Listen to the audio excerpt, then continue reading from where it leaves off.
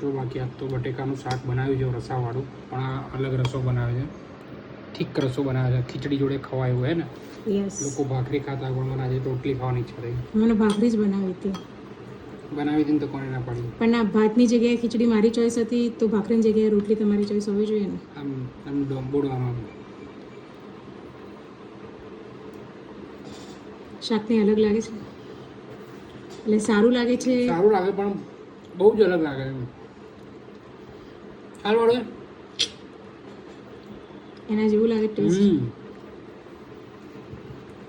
ગજબ શાક છે, એકદમ ચટાકેદાર તીખું. અરે તું કે એની કસમ.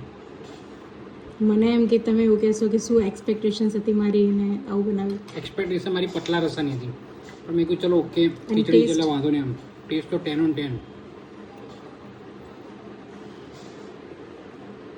સારું છે, મસ્ત છે, જોરદાર છે.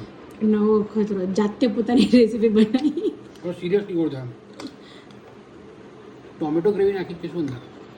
ના, ખાલી શાક જો ટોમેટો નાખ્યા છે. કંઈક અલગ જ ટેસ્ટ આવી રહ્યો છે, પણ આનો આવું પહેલા ક્યારે ખાધું છે? ક્યાંક ખાધું જ પણ મને યાદ નહીં આવી રહ્યું કે આ શું છે ને. એક ખાધું જ ખરી મેં પણ જોરદાર છે.